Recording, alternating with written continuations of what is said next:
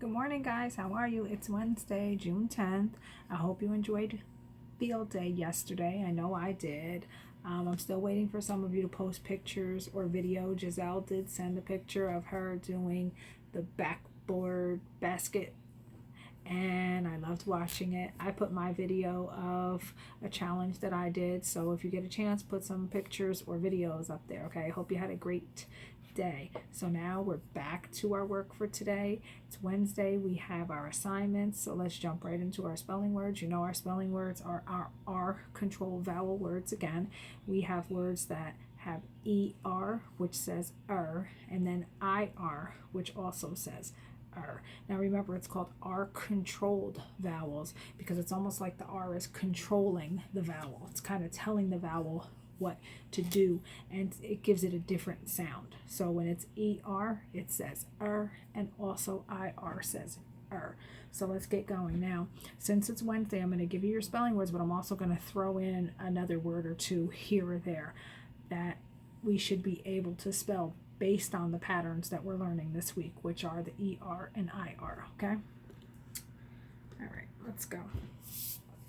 So here is my it's at the end of this word.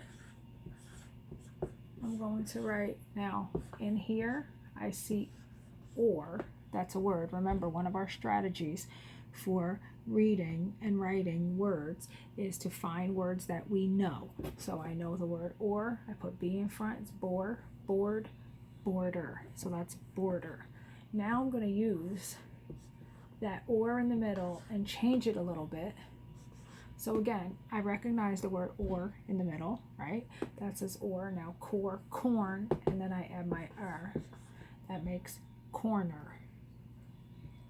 Now here's my in the middle of the word. So I'm going to put that in the beginning. That says serve. Now I add this servant.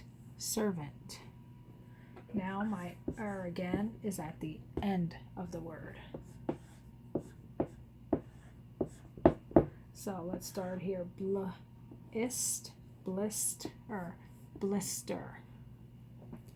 Now I'm going to use this same ending. So if the ending is the same, this says blister. I'm going to use this ister again. That means this is a rhyming word. I'm going to put an M. It becomes Mr. Now I'm going to switch to my IR, and IR is in the middle of the word, but it still says I add a P, that becomes erp. Then I add my digraph CH, which says ch.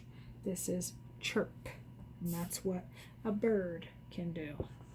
Now here's my This time it's at the end of a word. And here I have summer. It will be summer soon. Okay, now my next word is going to have the same ending. So this says with summer. So I'm going to write that again.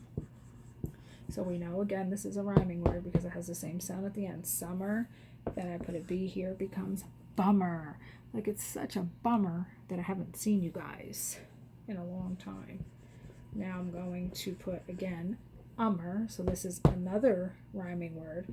But this time I'm going to put my DR blend. That says drummer. Okay, so we have summer, bummer, drummer. And they are rhyming words because they have the same ending sound. Okay, now here is my Wait, I don't think you can see that. Hold on, sorry guys. Here's my at the end of the word. Then I'm going to put temper. Now there's my IR, which still says It's in the middle of the word this time. Put in my TH digraph. 13. There it is. 13. Here my is in the middle again. Put my T at the end. That says SK blend. It becomes skirt. And I'm going to make again. So this is a rhyming word. This says skirt. Now I put my digraph. Change it to shirt. And then my last one is MIT, term. Okay, so those are your spelling words. You know that they have IR and ER are control vowel. They say er, okay? So you could be practicing some of those words yourself and other words that have the er in it. You just determine what goes at the beginning, what goes at the end, okay? Now let's move on to our high frequency words. Later, L-A-T-E-R, later. Group, G-R-O-U-P, group. Life, L-I-F-E, life. Being, B-E-I-N-G, being. Face, F-A-C-E, face. Now, this is considered a sight word or a tricky word because listen to it. Face. It has the S sound, but it's spelled with a C. Means, M-E-A-N-S, means. World, W-O-R-L-D, world. Follow, F-O-L-L-O-W, follow. Okay, so those are our high frequency words. Now let's jump into our assignment. I'm going to try to do this video all at once. Let's see, hopefully it will work. So, for your assignments, as usual, you have your independent reading, so go to Raz-Kids, and remember, I told you I did change all of your levels in Raz-Kids, so now you can read higher levels, because a lot of you have progressed, which means you have done well in reading, so now I'm allowing you to read these higher levels because I think you can handle it, so please go to Raz-Kids and do that. Second thing you are doing is your spelling words. You're putting your words in A, B, C order.